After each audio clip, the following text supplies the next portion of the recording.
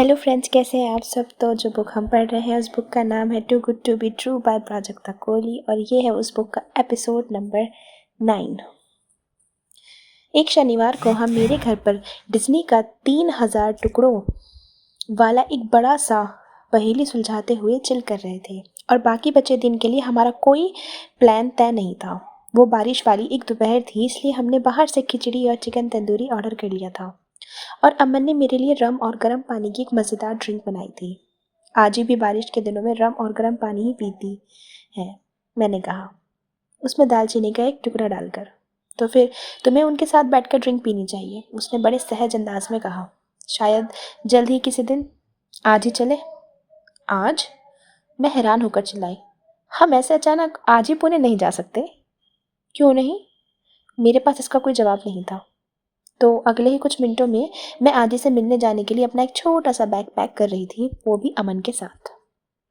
उसने बड़े आराम से ऑफर दिया कि हम उसकी प्राइवेट जेट से उड़कर चल सकते हैं, तो महज 15 मिनट में वहाँ पहुँच जाएंगे। जाहिर है मुझे अंदाज़ा लगा लेना चाहिए था कि उसका सॉल्यूशन ऐसा ही कुछ होगा, पर मैंने उसे याद दिलाया कि अगर हम जेट से गए तो हम रास्ते में लोनावला में मिलने वाले भुट्टे के पकौड़ों और चाय के लिए गाड़ी नहीं रोक पाएंगे। और भाई, क्लाइमेट चेंज का क्या? अशोक को तुरंत बुलाया गया और हम निकल पड़े। मुझे इस ड्राइव से बड़ी उम्मीदें थी, पर जैसे ही कार हाईवे पर पहुंची हम दोनों ही सो गए। जब हम आजी के घर से लगभग 40 मिनट की दूरी पर थे तब मेरी आँख खुली। मैंने नींद भरी आंखों से अपना सिर घुमाकर अमन की तरफ देखा, जिसका सिर मेरे कंधे पर टिका हुआ था और उसकी उंगलियां मेरी उंगलियों में फंसी हुई थी। सांस लेते और छोड़ते वक्त उसके कंधे एक शांत लय में ऊपर नीचे हो रहे थे। उसके परफेक्ट शेप वाले होंठ थोड़े से खुले हुए थे। मैंने धीरे से अपना फ़ोन निकाला और दुनिया के सबसे प्यारे इंसान के साथ एक प्यारी सी सेल्फी ले ली। पर जैसे ही मैंने हम दोनों की उस तस्वीर को देखा, मेरे पेट के निचले हिस्से में एक अजीब सी घबराहट होने लगी। क्या मैं उसे धोखे में रख रही थी? 2 महीने पहले हुई हमारी उस बातचीत के बाद उसने मुझसे आगे कुछ भी क्यों नहीं पूछा था? क्या वो इस रिश्ते को बस एक कैजुअल रिश्ता समझ रहा था? क्या वो पीठ पीछे किसी और लड़की से भी मिल रहा था? क्या वो मुझे बस साइड में मिल रहा था? आखिर मैं उसकी लाइफ में क्या जगह रखती थी? तुम एक नंबर की क्रीप हो, अवनी जोशी। उसकी आवाज़ ने मुझे मेरे ख्यालों की दुनिया से बाहर निकाला। वो अब उठकर बैठ चुका था, हालांकि उसका सिर अभी भी सीट पर एक आलसी अंदाज में टिका हुआ था। मैंने उसके नींद से भरे चेहरे को देखा और अपनी मुस्कान छिपाने के लिए अपने होंठ चबा लिए। मैंने आगे बढ़कर अपनी उंगलियां उसके बिखरे हुए बालों में और फिर उसके गाल पर फेरी। मैं क्रीप क्यों हूँ भाई? क्योंकि तुम मासूम मर्दों की तब तस्वीरें खींचती हो जब वो सो रहे होते हैं। उसने अंगड़ाई ली और अपना बायां हाथ मेरे कंधों पर रखकर मुझे अपने करीब खींच लिया। क्या हम पहुंच गए? बस पहुंचने ही वाले हैं। और ये देखिए, वही सुकून का एहसास मुझे फिर से होने लगा। सारे शक और डर पल भर में गायब हो गए। मेरे दिल के इर्द गिर्द खुशी का एक खूबसूरत सा घेरा बन गया। ये एहसास भी कितने धोखेबाज होते हैं, है ना। आखिर मैं किस पर यकीन करूं? जो बात पुणे में आजी के घर पर महज एक वीकेंड बिताने से शुरू हुई थी, वो आखिरकार 2 रातों और पूरे 2 दिन के ढेर सारे खाने पीने, योगा क्लासेस और अंतहीन बातचीत में बदल गई। उन बातचीत में से ज़्यादातर टॉपिक अजीब तरीके से यही था। अरे, क्या तुम्हें पता है कि अवनी ने तब क्या किया था जब वो 6 और 7 और 10 और 15 साल की थी? अमन ने मंडे को घर से काम करने का फैसला किया और मैंने कॉलेज से बीमारी की छुट्टी ले ली। मैंने मार्टिन को टेक्स्ट करके बता दिया कि मैं उससे ट्यूसडे की सुबह मिलूंगी। मार्टिन, मज़े करो वर्जिन। मैं अपनी दादी के घर पर हूँ, कुत्ते कहीं के। मार्टिन, जब तुम बुक स्टोर के सप्लाई क्लोजेट में अपने बंदे को ड्राई हम कर सकती हो, तुम्हारा बचपन का बेडरूम तो फिर भी बहुत शरीफ जगह है। अपने आप हॉर्मोन्स को खुला छोड़ दो। मैंने अपनी आंखें मटकाते हुए फ़ोन की स्क्रीन लॉक की और मन ही मन तय कर लिया कि मुंबई लौटने से पहले कम से कम एक बार तो अपने बेड पर अमन के साथ मेकआउट ज़रूर करूंगी। मार्टिन मुझे कुछ ज़्यादा ही अच्छे से जानता था। तुम्हें यहाँ क्या तुम्हें ये कहाँ से मिला? आजी ने फुसफुसाते हुए पूछा, जब हम रविवार की रात को लिविंग रूम में बैठकर बातें कर रहे थे और हम अमन गेस्ट बेडरूम में सोने जा चुका था। मैं ये सोचकर हंस पड़ी कि ये कितना सिंपल लेकिन मज़ेदार सवाल था। वो कोई स्वेटर तो था नहीं जिसे मैंने किसी सेकंड हैंड स्टोर से उठा लिया हो। वो एक मर्द था, एक बेहद खूबसूरत मर्द। हम बुक स्टोर पर मिले थे आजी, मैंने हंसते हुए कहा और उनका हाथ थामकर धीरे से दबाया। और अब वो तुम्हारा बॉयफ्रेंड है? उन्होंने फिर से फुसफुसाते हुए पूछा। नहीं, मतलब हम बस ऐसे ही साथ में वक्त बिता रहे हैं, मतलब हैंगिंग आउट, मुझे नहीं पता। खैर, हैंगिंग आउट? तुम क्या हो, धुले हुए कपड़े जो सूखने के लिए लटके हो? उन्होंने तुरंत डांटने वाले अंदाज में कहा।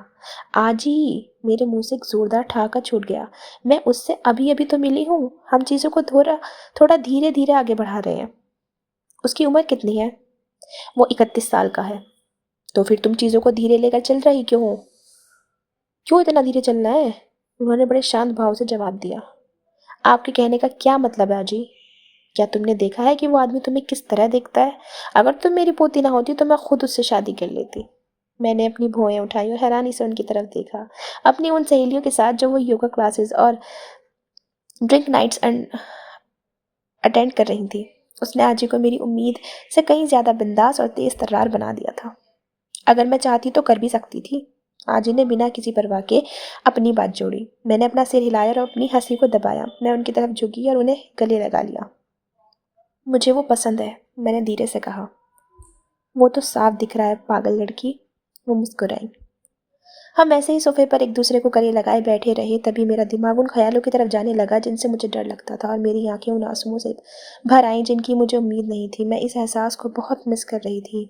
आजी की बाहों में खुद को छुपाकर सुरक्षित महसूस करना जब जिंदगी बहुत ज़्यादा भारी लगने लगती थी। उन्हें हमेशा पता होता था कि कब क्या करना है और क्या कहना है, और भले ही मैं जानती थी कि वो हमेशा सिर्फ एक फ़ोन कॉल की दूरी पर थी, पर मैं उस पल को बहुत मिस करती थी जब वो समझ जाती थी कि मैं चुपचाप अंदरूनी तूफानों से लड़ रही हूँ जिन्हें कोई देख नहीं सकता। और तब वो मेरे बालों को प्यार से सहलाया करती थी, बिल्कुल वैसे ही जैसे मैं उस पर महसूस कर रही थी। हर कोई एक जैसा नहीं होता। कुछ देर बाद उन्होंने बेहद शांति से कहा। उनके इस एक वाक्य में उस बांध को तोड़ दिया जिसे मैं कब से रोक कर बैठी थी। मैं आजी को कसकर पकड़े हुए चुपचाप रोने लगी। उन्होंने धीरे से मेरे सिर को सहलाया और मुझे अपनी बाहों में लेकर हौसला दिया। मैं दुनिया के सामने चाहे जो भी नाटक करूं, पर हकीकत तो ये थी कि मैं इस रिश्ते में बिल्कुल भी धीरे धीरे आगे नहीं बढ़ रही थी। मैं जानती थी कि मैं आग से खेल रही हूँ और मुझे इसमें मजा आ रहा था। 2 अगस्त 2023। अवनी। पहली लड़ाई।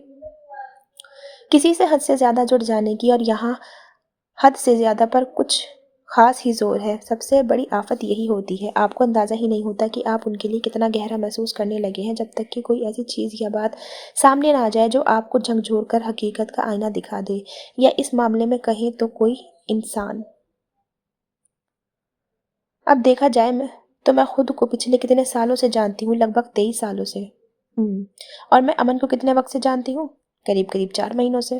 तो मैं चाहती हूँ कि काश कोई मुझे यह समझने में मदद करे कि मैंने जो कुछ भी किया वो आखिर क्यों किया और मुझसे वो सब कैसे हो गया।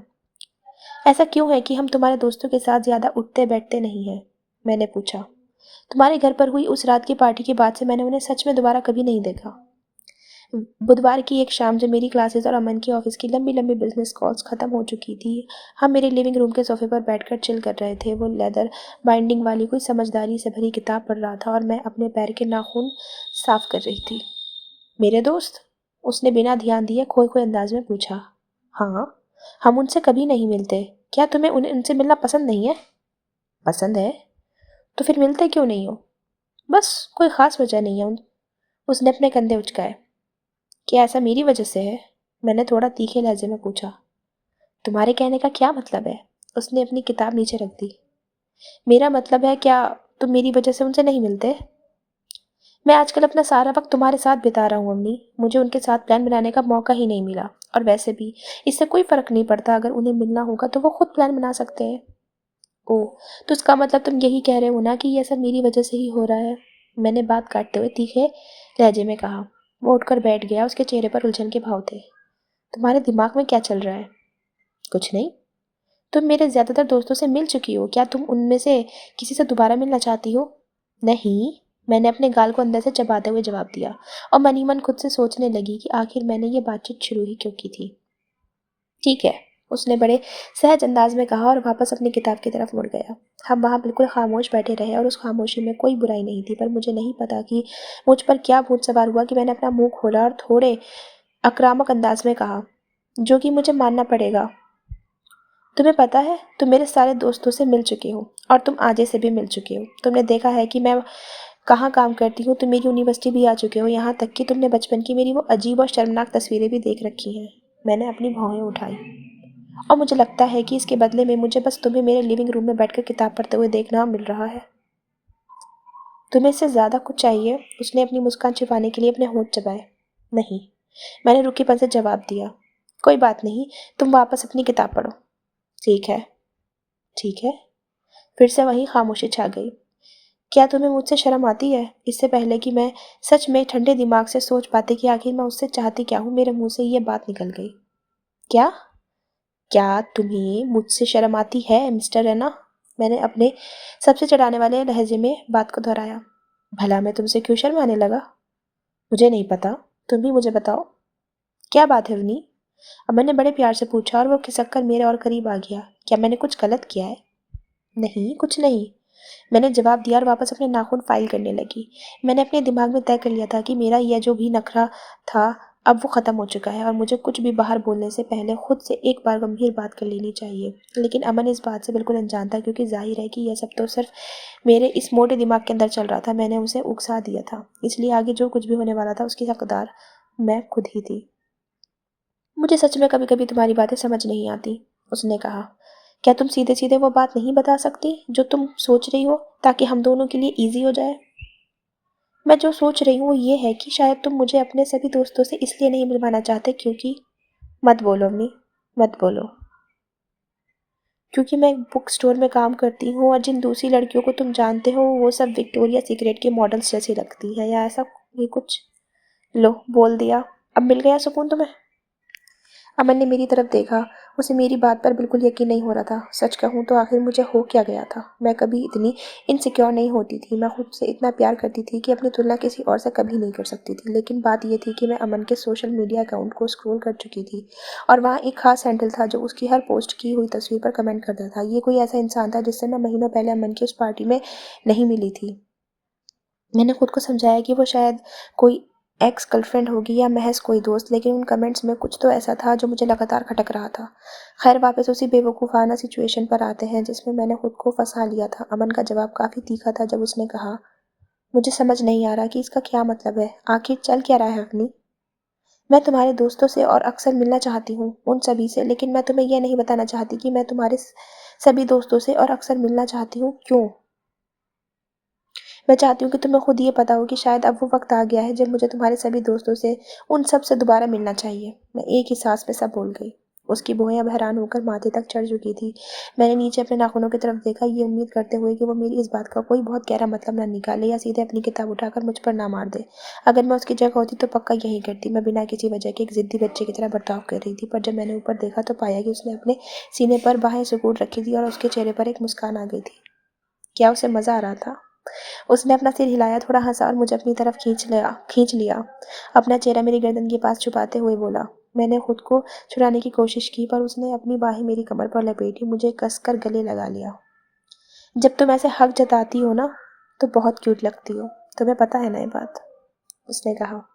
हैरानी से मेरा मुंह खुला का खुला रह गया। मैं कोई नखरेबाज या नीडी नहीं हूँ, मैंने उसकी वहाँ पर एक थप्पड़ मारते हुए कहा। मुझे आधा तो इस बात पर गुस्सा आ रहा था कि उसने मेरी इस मूडी बकवास को पकड़ लिया था और आधी राहत भी महसूस हो रही थी। तो फिर सैटरडे को डिनर का क्या ख्याल है?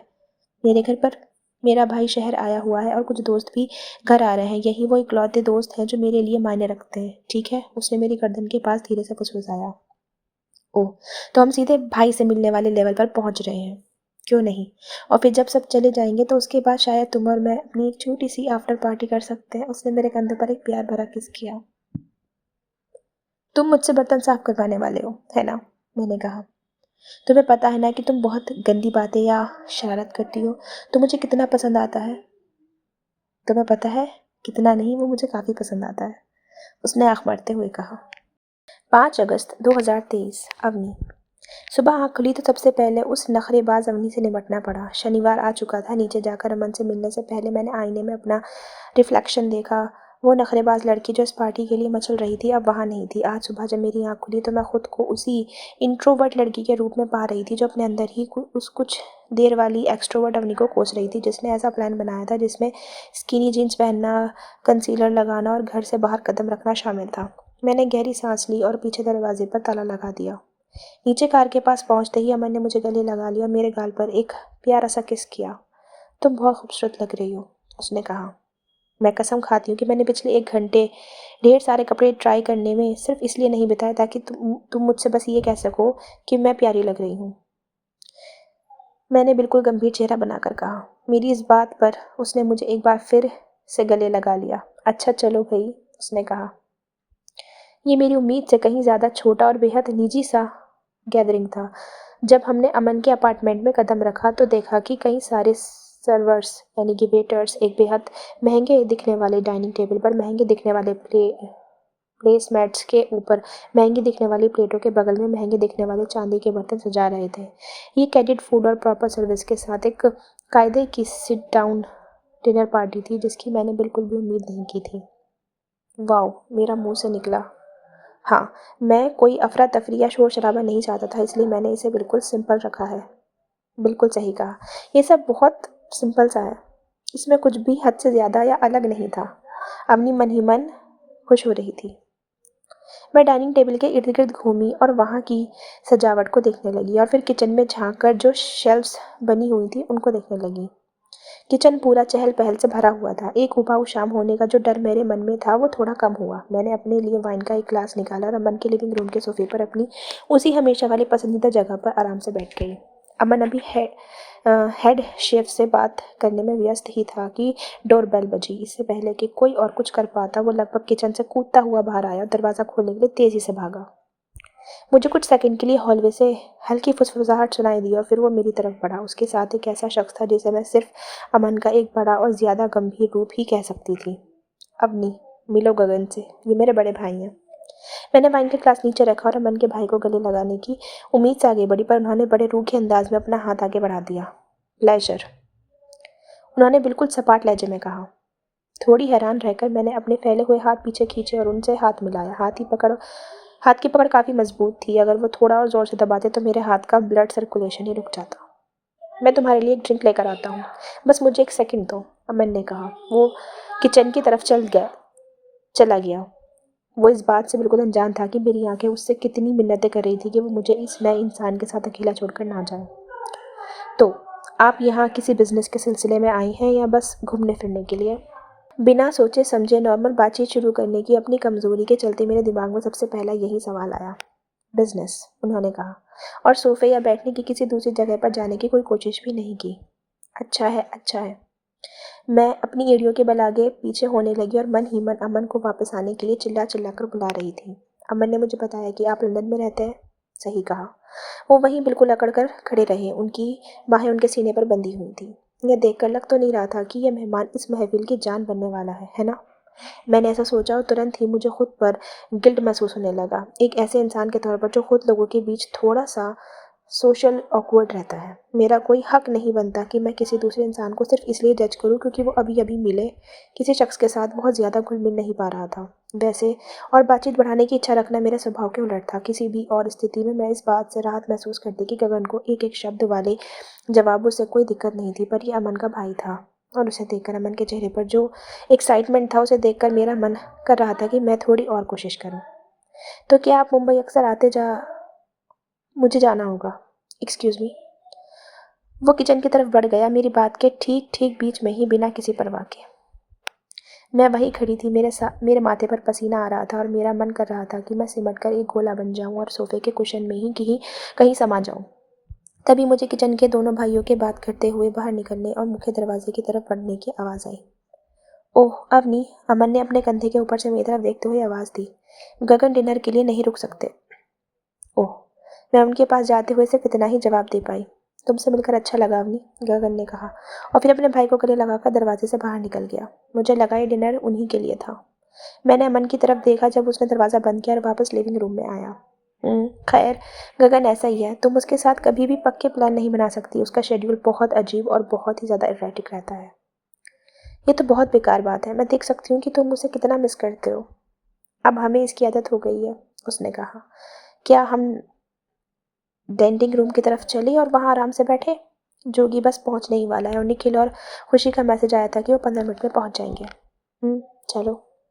उसके बाद की शाम काफ़ी अच्छी गुजरी, लेकिन मैं गगन के साथ हुई उस अजीब मुलाकात को अपने दिमाग से निकाल ही नहीं पा रही थी। उनकी बातचीत ना करने के उस पूरे रवैये के बीच भी मुझे ऐसा महसूस हुआ कि वो मुझे बहुत करीब से देख रहे थे, मानो मेरा बारीकी से मुआयना कर रहे हों। मैं सोचने लगी कि अमन ने उन्हें मेरे बारे में क्या बताया होगा, या कुछ बताया भी होगा या नहीं। मैंने अमन की तरफ देखा, वह जोगी की किसी बात पर ठाके मारकर हंस रहा था, और मैंने सोचा कि मुझे इस बारे में ज़्यादा सोचना बंद कर देना चाहिए। शायद उसका भाई ऐसा ही था, कम बोलने वाला और चेहरे पर और भी कम हाव भाव रखने वाला इंसान। बाद में उस रात जब मैं बेड पर लेटी थी तो मैं सोच रही थी कि पिछला हफ्ता मेरे मूड और भावनाओं के बेकाबू होने की वजह से कितना अजीब गुजरा था। और फिर अगली सुबह जब मेरी आँख खुली तो मुझे इसका जवाब मिल गया। मेरे पीरियड्स आ चुके थे। 11 सितंबर 2023। अवनी। किस्मत के भरोसे एक चांस लेना। क्या कोई और भी है जो अडल्ट के रूप में मल्टीटास्किंग करने में बिल्कुल फिसड्डी है? और मेरा मतलब उस तरह की मल्टीटास्किंग से नहीं है जिसमें दिन में 3 बार खाना खाते हुए बिल चुकाना और खुद को डिहाइड्रेशन से बचाए रखना शामिल हो। वो तो बस जिंदा रहने का बेसिक सा जुगाड़ है। मैं खुद के दम पर अकेले इतने समय से रह रही हूँ कि मैंने उन चीज़ों को तो अच्छे से क्रैक करना सीख लिया है।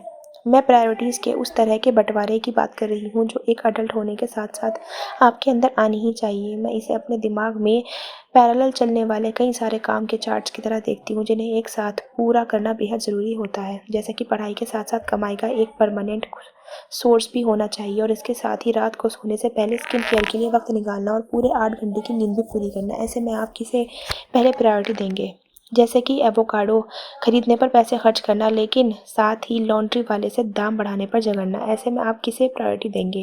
या मेरे मामले में कहें तो जैसे कि एक सफल वकील बनने की चाह रखना, लेकिन साथ ही एक ऐसे अरबपति सीईओ के बारे में सोचना बंद ना कर पाना जो किसी भी रोमांटिक नॉवल के हीरो का एकदम साक्षात रूप लगे।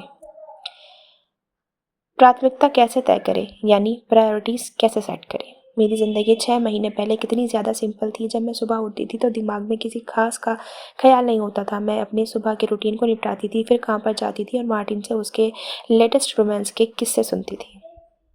कुछ घंटे पढ़ाई करना, घर आना, डिनर बनाना और फिर द ऑफिस शो के पुराने एपिसोड्स देखते हुए उसे खाना। भले ही कोई इंसान खुद के साथ वक्त बिताना कितना ही पसंद क्यों ना करता हो, ये पिछली कुछ लाइनें सुनने में थोड़ी सी सैड लगती हैं। शायद ये सब तब तक वाकई उदास करने वाला था जब तक अमन बिल्कुल सलीके से तैयार और परफेक्ट होकर उस बुक स्टोर में नहीं आया था। लेकिन कम से कम उन 6 महीने पहले मैं मंडे की सुबह 8 बजे अपने स्टडी टेबल पर बैठकर कंप्यूटर स्क्रीन पर दिख रहे अपने सेमेस्टर रिजल्ट में एक अनजान शब्द को टकटकी लगाए नहीं देख रही थी जो बार बार चमक रहा था। रीअपेयर, यानी फेल, परीक्षा दोबारा देनी होगी। हाँ, वही शब्द मेरे 5 में से 3 कोर्सेज के ठीक सामने लिखा था। Competition law 53%, contract drafting 81%, company law reappear, banking law reappear, insolvency law reappear. God damn. मैं अपनी रिपोर्ट शीट को एकटक देखती रही। यह उस वक्त से भी बदतर था जब मैं पुणे में बारिश का मजा लेने के लिए बाइक पर पीछे लेटने के चक्कर में अपने दोस्त की चलती हुई मोटरसाइकिल से नीचे गिर गई थी। वही तो सरासर बेवकूफ़ी थी। लेकिन ये क्या था? मैंने अपनी आंखें फाड़कर स्क्रीन को देखा, इस उम्मीद में कि कहीं से तो कोई तसल्ली देने वाली बात अंदर से आवाज़ देगी, कहीं से भी, पर कोई आवाज़ नहीं आई। मैंने स्कूल या कॉलेज में कभी भी पढ़ाई से जी नहीं चुराया था, और वो भी किसी लड़के के चक्कर में आकर, कभी भी नहीं। अगर आज इन्हें से देख लिया तो वो शायद इस बात के लिए मुझे गले लगा लेंगी कि चलो आखिरकार मैंने एक बार के लिए किताबी कीड़ा बनने रहने से थोड़ा ब्रेक तो लिया। चलो, भगवान का शुक्र है कि तुम्हें कंपनी लॉ से ज़्यादा भी कोई चीज़ पसंद आई। कोई बात नहीं, मुझे पूरा भरोसा है कि अगली बार तुम और अच्छा करोगी। वो ऐसा कहती और मेरी पीठ थपथपाती, भले ही मेरे आसपास की पूरी दुनिया तबाह होती रहती। लेकिन नहीं, ये मेरी ज़िंदगी नहीं थी। मुझे अपनी लाइफ को वापस पटरी पर लाना ही था। मैंने अपना फ़ोन उठाया और माया को कॉल किया। मुझे किसी से डांट सुनने की सख्त ज़रूरत थी। कोई जवाब नहीं आया। उफ। इसके बाद मैंने मार्टिन को कॉल किया। सुबह के 8 बज रहे हैं कमीनी, कौन मर गया? उसने नींद से भरी भरी आवाज़ में जवाब दिया, मेरा करियर मर गया है। तुम्हारे इस क्वार्टर लाइफ क्राइसिस को झेलने के लिए भी मेरे पेट में कॉफ़ी नहीं गई है। क्या मुझे पहले एक मग कॉफ़ी बनानी पड़ेगी? मार्टिन, मैं अपने 5 में से 3 कोर्सेज में फेल हो गई हूँ और मेरी जान निकल रही है। मेरे साथ ऐसा पहले कभी नहीं हुआ और मुझे समझ नहीं आ रहा है कि मैं क्या करूँ। तुम 3 क्लासेस में फेल हो गई हो? वो चिल्लाया। हाँ, मैंने रोई सी आवाज़ में कहा। अच्छा, तो क्या तुम दोबारा इनके एग्ज़ाम्स दे सकती हो? बिल्कुल दे सकती हूँ, पर प्रॉब्लम वो नहीं है। तो फिर प्रॉब्लम क्या है? प्रॉब्लम ये है कि मैं फेल हो गई हूँ। मैं कभी फेल नहीं होती। मैंने पिछले कुछ महीने अपने करियर को छोड़कर बाकी हर चीज़ पर फोकस करने में बिता दिए हैं मार्टिन, और रिजल्ट उसका साफ साफ मेरे सामने है। और अगर मैं ऐसे ही चलती रही तो शायद मेरा कोई करियर नहीं बचेगा। मार्टिन हंस पड़ा। ओके लेडी, शांत हो जाओ, सब ठीक है। क्या? कुछ ठीक नहीं है। मैं अमन के साथ इस तरह आगे नहीं बढ़ सकती। इसमें अमन की क्या गलती है? ये उसकी गलती नहीं है, ये मेरी गलती है। मुझे एक कदम पीछे हटना होगा, अपने करियर पर फोकस करना होगा। वो तो वैसे भी अपनी लाइफ में अच्छी तरह सेटल है। मैं वो लूज़र नहीं बनना चाहती जो अपनी इमोशंस में कुछ ज़्यादा ही बह गई थी। एनी, एनी, गहरी सांस लो, ठीक है? तुम कुछ क्लासेस में फेल हो गई हो, कोई बात नहीं, हर किसी के साथ ऐसा होता है। इसका मतलब ये कतई नहीं है कि तुम एक वकील के तौर पर नाकाम हो गई हो। क्या तुम बेवकूफ़ हो? मैंने चढ़कर कहा। मार्टिन, इसका बिल्कुल यही मतलब है। Oh my God! तुरंत होने वाले पछतावे और घबराहट का एहसास मेरे सीने में बैठने लगा था, और इतने ज़ोर से फ़ोन को कान से हटसटाकर पकड़ने के कारण मेरे हाथ सुन पड़ रहे थे। शांत हो जाओ, सच में। तुम्हारे पास इन कोर्सेज़ को क्लियर करने का एक और मौका है ना? उसने बड़े शांत स्वभाव से पूछा। है। ठीक है, तो फिर चलो उसी पर फोकस करते हैं। और अवनी? हम्म शायद अमन पिछले काफ़ी समय में तुम्हारे साथ हुई सबसे अच्छी चीज़ है। वो पल भर के लिए रुका। तुम जानती हो कि मैं सही कह रहा हूँ, वो तुम्हारे लिए बहुत अच्छा है। इसे सिर्फ इसलिए मत बिगाड़ो क्योंकि तुम अभी इस बात को देख ही नहीं पा रही हो। मुझे थोड़ा सुकून मिला और मेरी घबराहट थोड़ी कम हुई। आखिर मार्टिन को सुबह सुबह उठकर इतनी समझदारी की बातें करने की क्या सूझी थी? अगर लॉजिक के हावी होने से पहले मुझे इस सिचुएशन पर थोड़ा और पैनिक होने का मौका मिलता तो मुझे कोई एतराज़ नहीं था। जैसे ही मैंने दूसरी लाइन पर माया की वेटिंग कॉल देखी, मैंने मार्टिन से कहा कि मैं उसे बाद में कॉल करती हूँ। गुड मॉर्निंग क्यूटी, उसने बड़े एक्साइटेड होकर मुझसे कहा। सॉरी, जब तुम कॉल कर रही थी तब मैं जिम में थी। बिल्कुल, वो अपनी पहले से ही फिट बॉडी और ग्लोइंग स्किन को और परफेक्ट बनाने के लिए भागदौड़ कर रही थी, और यहाँ यहाँ मेरी ज़िंदगी तबाह हो रही थी। मैं इस सेमेस्टर में 3 कोर्सेज में फ़ेल हो गई हूँ, मैंने धीमी आवाज़ में कहा। ठीक है, अभी तुम क्या कर रही हो? उसने पूछा। तुम्हारा मतलब अपने फ्यूचर को लेकर घबराने के अलावा और कुछ नहीं? अपने दांत साफ करो और तैयार हो जाओ, मैं तुम्हें 20 मिनट में ब्रेकफास्ट के लिए लेने आ रही हूँ। उसने फ़ोन रख दिया। बुक स्टोर पहुंचने के लिए मेरे पास अभी कुछ घंटों का वक्त था, और मैं सुनना चाहती थी कि माया को इस बारे में क्या कहना है। मुझे किसी समझदार इंसान के साथ की सख्त ज़रूरत थी ताकि मेरा दिमाग किसी खतरनाक सोच के दलदल में ना फंस जाए। इसलिए मैंने बिल्कुल वैसा ही किया जैसा मुझसे कहा गया था। आधे घंटे बाद हम घर से कुछ ही दूरी पर हमारे पसंदीदा ब्रेकफास्ट जॉइंट पर एक दूसरे के सामने टेबल पर बैठी थी, अपनी कॉफ़ी की चुस्कियाँ ले रही थी और हमारे टोस्ट और ऑमलेट के आने का इंतज़ार कर रही थी। तुम सुबह सुबह शहर के इस हिस्से में क्या कर रही हो? मैंने पूछा। मुझे अपनी एक बहुत घमंडी और नखरेबाज क्लाइंट को डिलीवरी देनी थी, जो हर बीतते मिनट के साथ मेरे सर का दर्द बनती जा रही है। उसने अपनी आंखें मटकाई। मैं थोड़ा मुस्कुराई और अपने कॉफ़ी मग को देखने लगी। लेकिन तुम अपनी बताओ, उसने कहा। तुम्हारे दिमाग में क्या चल रहा है? मेरा ध्यान कभी भी अपनी पढ़ाई से नहीं भटका माया। मुझे नहीं पता कि कोर्सेज में फेल होने की सिचुएशन से कैसे निपटता है। बिल्कुल वैसे ही जैसे हम बाकी सबसे निपटते हैं। नहीं, तुम अगली बार और ज़्यादा मेहनत से पढ़ाई करोगी और दूसरी बार इन्हें पास कर लोगी। लेकिन ये बात तो तुम पहले से ही जानती हो। अब मुझे वो बताओ जो सच में तुम्हारे दिमाग में चल रहा है। उसने अपना सिर्फ एक तरफ झुकाया और मेरे जवाब का इंतज़ार करने लगी। मुझे नहीं पता कि मैं मन के साथ आखिर क्या कर रही हूँ, मैंने एक लंबी सांस छोड़ते हुए कहा। यह सब एक मासूम फ्लर्टी दोस्ती के रूप में शुरू हुआ था, और अब हम एक ऐसे अनजाने से रास्ते पर आ चुके हैं जहाँ अजीब अजीब से एहसास और ख्याल मुझ पर हावी होते जा रहे हैं। माया, उसने अपनी कॉफ़ी की चुस्की ली और मुझे अपनी बात जारी रखने का इशारा किया। मुझे उसके साथ वक्त बिताना बहुत पसंद है, और जब वो आसपास नहीं होता तो मैं उसे मिस करती हूँ। लेकिन मैं जितना ज़्यादा वक्त उसके बारे में सोचने में बिताती हूँ, मुझे उतना ही ऐसा लगता है मानो मैं किसी ऐसी बात से अनजान हूँ जो बिल्कुल साफ साफ सामने होनी चाहिए। जैसे मैं किसी पतली सी रस्सी पर चल रही हूँ और मुझे ये भी नहीं पता कि अगर मैं आखिरी चोट तक नहीं पहुँच पाई तो मैं कितने नीचे गिरूँगी। तुम समझ रही हो ना? क्या तुम्हें शायद ऐसा इसलिए महसूस हो रहा है क्योंकि तुम बीच में कहीं अटक गई हो? उसने एक एक शब्द पर जोर देते हुए धीरे से पूछा। तुम्हारे कहने का क्या मतलब है? शायद तुम जानती हो कि तुम अमन को पसंद करती हो, लेकिन तुम उन फीलिंग्स को कोई नाम देने से बहुत ज़्यादा डर रही हो। इसलिए यह रिश्ता एक दोस्ती और उससे कुछ बढ़कर होने के बीच में कहीं फंस कर रह गया है। और शायद इसी अनसर्टेनिटी तुमको तुम्हारे दिमाग से खेलने का मौका मिल रहा है। तुम उन सबसे समझदार और इंटेलिजेंट लोगों में से एक हो जिन्हें मैं जानती हूँ एनी। तुम हमेशा अपने नियमों पर जीती आई हो। मैंने तुम्हें ज़िंदगी की हर मुश्किल से निपटते देखा है, और मुझे कभी नहीं लगा कि तुम्हें किसी रियलिटी चेक की ज़रूरत है। तुम हर दिन बहुत ही सावधान और होशमंद रहती हो। शायद किसी न किसी तरह अमन ने तुम्हें तुम्हारे वजूद के उसी हिस्से को चुनौती दे दी है। और मैं ये नहीं कह रही कि ये कोई बुरी बात है, लेकिन तुम खुद को और ज़्यादा बेवकूफ़ नहीं बना सकती जितना तुम पहले ही बना चुकी हो। पहली बार मुझे ऐसा लग रहा है कि तुम खुद से ईमानदार नहीं हो रही हो, और ये सच में चिंता की बात है। जैसे जैसे मैं उसकी बातें सुन रही थी, उसकी हकीकत धीरे धीरे मुझ पर जाहिर होने लगी थी। मुझे नहीं पता कि ये क्या है माया, लेकिन उसके साथ रहते हुए मैं लगातार किसी अनहोनी के होने का इंतज़ार करती रहती हूँ। जब मैं उसके साथ होती हूँ तो ज़िंदगी बिल्कुल परफेक्ट लगती है, लेकिन जैसे ही वो मुझे घर छोड़ता है, मैं चुपचाप किसी ऐसे मैसेज, कॉल या न्यूज़ आर्टिकल का इंतज़ार करने लगती हूँ जो मुझे ये बताए कि वो उतना अच्छा नहीं है जितना दिखाई देता है। और मैं जानती हूँ कि जब मैं इस बात को ऐसे खुलकर बोल रही हूँ तो ये कितना बेवकूफ़ाना लगता है, लेकिन किसी ऐसे इंसान पर भरोसा ना कर पाना बहुत मुश्किल होता है जिसने आपको भरोसा करने की एक नहीं बल्कि ढेरों वजह दे दी हूँ। मेरी ज़िंदगी में मेरी किताबों में पढ़ी जाने वाली कहानियों से बिल्कुल उलट है। उफ! माया ने मुस्कुराते हुए मेरा हाथ अपने हाथों में ले लिया। मुझे लगता है कि जब तक तुम एक चांस नहीं लोगी एनी, तुम्हें कभी पता नहीं चलेगा। वो थोड़ी देर के लिए रुकी। और ये भी एक चॉइस है। तुम ये चुन सकती हो कि तुम्हें कोई चांस नहीं लेना है, और तुम अमन से दूर जा सकती हो क्योंकि तुम्हें लगता है कि वो तुम्हारे लिए सही नहीं है। लेकिन ये फैसला तुम्हें खुद ही करना होगा। चीज़ें अपने आप ठीक नहीं होने वाली हैं। तुम अब और ज़्यादा इस कश्मकश में नहीं रह सकती। अपनी मेंटल शांति को क्लैरिटी के लिए ठीक करो, ठीक है? और ये फैसला जल्दी से जल्दी लो। मैंने उसके शब्दों पर विचार करते हुए अपने नीचे के होंठ को दबाया। वो सही कह रही थी। अमन से मिले मुझे 6 महीने ही हो चुके थे, और उसने मुझे हमारे रिश्ते को लेकर इस तरह उदास या परेशान रहने की कोई वजह दी ही नहीं थी। वो हमेशा मेरा साथ देने वाला, मेरी इज्जत करने वाला और मुझसे बहुत ज़्यादा प्यार करने वाला इंसान था।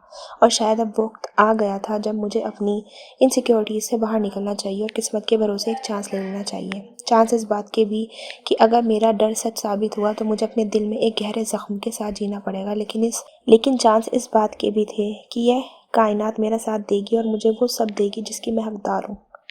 कुछ देर बाद माया ने मुझे घर छोड़ दिया, और मैं इन नए विचारों को अपने दिमाग में शांत करने के लिए सीधे शावर लेने चली गई। उसके तुरंत बाद मैं तैयार हुई और बुक स्टोर के लिए निकल गई। मैंने बिल्डिंग काउंटर पर अपना बैग रखा और 1 मिनट के लिए शून्य में ताकती रही। फिर मैंने अपना फ़ोन निकाला और अमन का नंबर डायल कर दिया। अगर उसके मामले में मैं किसी एक बात को लेकर बिल्कुल पक्का थी तो वो ये कि वो यकीनन यह रिस्क उठाने के काबिल था। हाय गॉर्जियस। जैसे ही अमन ने मेरा कॉल उठाया उसने कहा। मुझे इस बात की कोई परवाह नहीं है कि यह सुनने में कितना फिल्मी लगता है, लेकिन इस धरती पर कदम रखने वाले किसी भी मर्द ने आज तक इससे ज़्यादा हॉट शब्द कभी नहीं बोले होंगे, कभी भी नहीं। सुबह के 10:30 बज रहे थे, इसलिए मेरा अंदाज़ा था कि वो अपने ऑफिस के रास्ते में होगा। उसका लहजा काफ़ी रिलैक्स था। ऐसा बिल्कुल नहीं लग रहा था कि वो किसी वर्क कॉल की तैयारी में बिजी हो। कुल मिलाकर मेरे इस कॉल की टाइमिंग इससे बेहतर नहीं हो सकती थी। हाय, मैंने कहा। आखिर इस इंसान की आवाज़ में ऐसा क्या था जो मेरे अंदर सब कुछ पिघला कर रख देता था। उसे सिर्फ 2 शब्द लगे मुझे ये भुलवाने में कि मेरी सुबह कितनी गहरी सोच विचार में गुजरी थी। 2 घंटे पहले मैं किसी नए देश में जाकर मोमोज़ बेचकर गुजारा करने के बारे में सोच रही थी, और अब मैं यहाँ अपनी नौकरी पर बैठी अपने फ़ोन को देखकर मुस्कुरा रही थी और एक ऐसे लड़के से बात कर रही थी जिससे शायद मुझे प्यार हो रहा था, या नहीं भी। क्या मेरी गर्ल ठीक से सोई? एक तरह से हाँ, जब तक कि वो सुबह सुबह बिल्कुल तबाही और घबराहट के साए में नहीं जागी।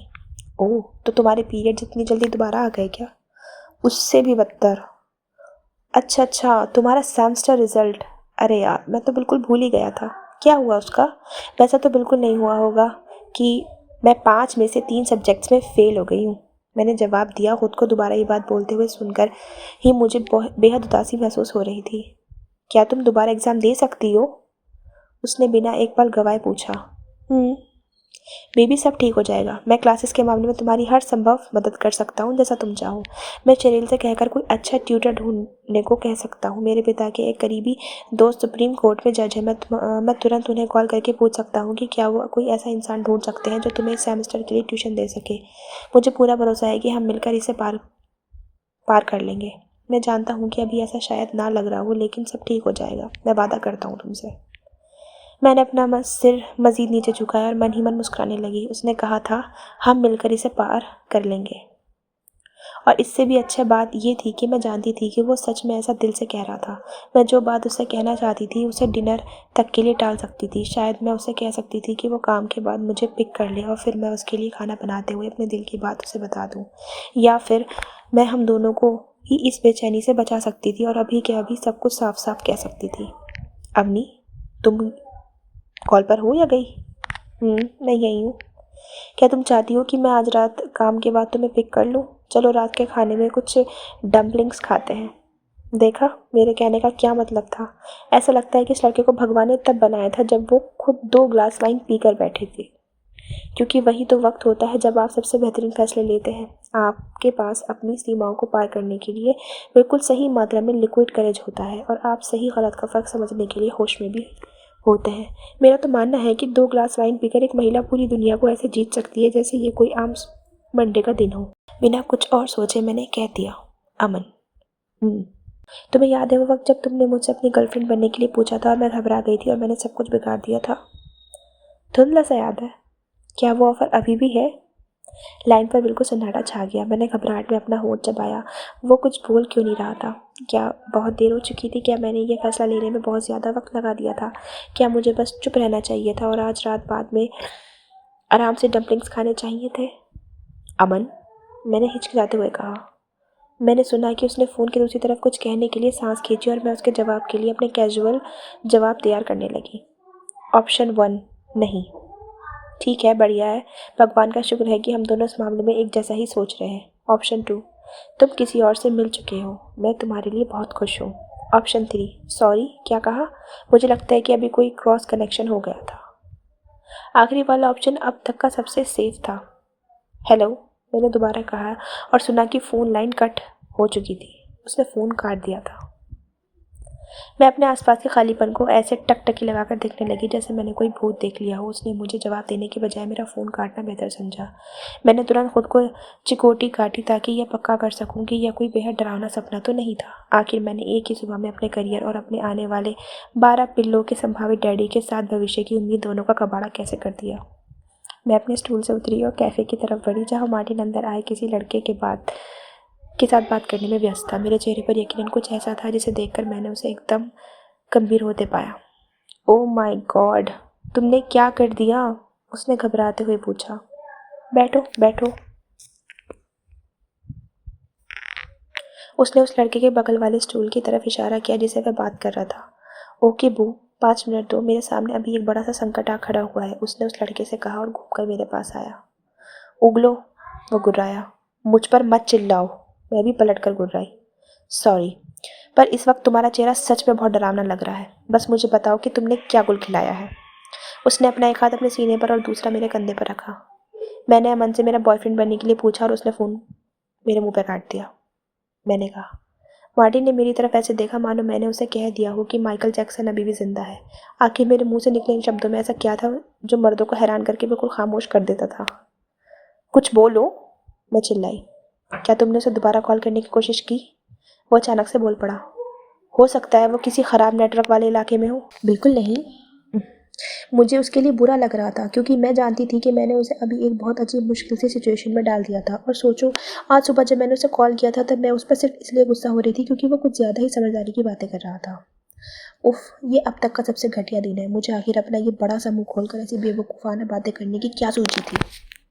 मैं बस चुप रह सकती थी और 1-2 दिन अपनी फीलिंग्स पर अच्छी तरह सोच विचार कर सकती थी और फिर सोच समझ कर कोई फैसला ले सकती थी। क्यों क्यों क्यों मुझे इतना उतावला होना था और खुद को इस तरह शर्मिंदा करना था? मैं आखिर कब सीखूंगी मार्टिन?